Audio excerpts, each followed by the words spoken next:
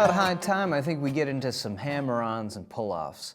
It's an integral part of playing modern dobro, and it's something that we've actually been using in a few of the lessons up till now, but hadn't really talked about, so I thought we'd get in depth with it here for a little bit.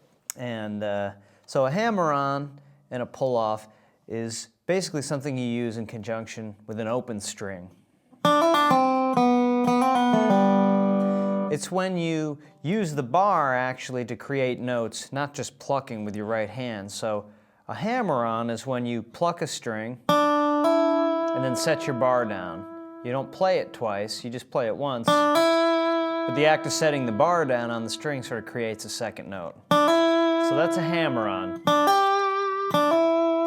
A pull-off is just the opposite, where you pluck the note and then pull the bar off of the string to create another note. So you play a note closed and then you pull the bar off. Now the pull-off requires maybe a little bit more delicate motion. You fret the note, play it, and then sort of give just a little flick. And I'm pulling sort of toward me. I don't just pull straight up, because that creates sort of a little sizzle on the note. You can hear it. A little zing there. If you pull back away from the string, it actually makes a much cleaner pull-off. So you can practice a little bit of that.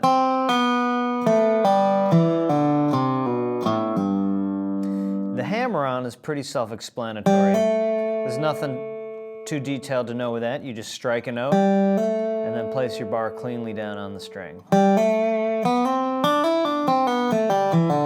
I've got some exercises here that we can use to help us sort of get accustomed to it.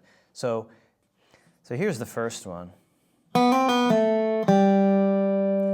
Now these are all in the key of G, and this first one is just a little hammer-on on the first fret of the second string. A hammer-on and a pull-off. So you hammer on, quickly pull off. Just like that. So then you can do one on a higher string. That's hammering on the second fret of the highest string in a pull-off there. Fretting the first fret of the second string and then sliding up to the fourth fret of the third string. On the second line, we've got one that goes a little bit longer.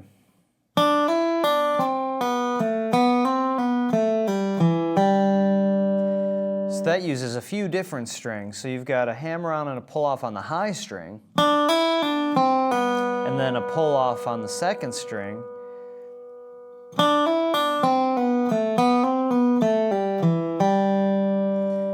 So you can sort of follow the scale down and up with these patterns.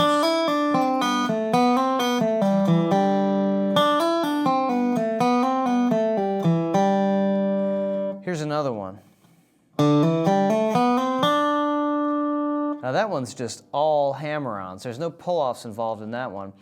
So usually the way I look at it is when you're going up the scale, you're going to be using hammer-ons. When you're going down the scale, you're going to be using pull-offs. So this particular exercise, at the end of the second line, is all hammer-ons. So with these hammer-ons and pull-offs, it can really help you increase your speed quite a bit.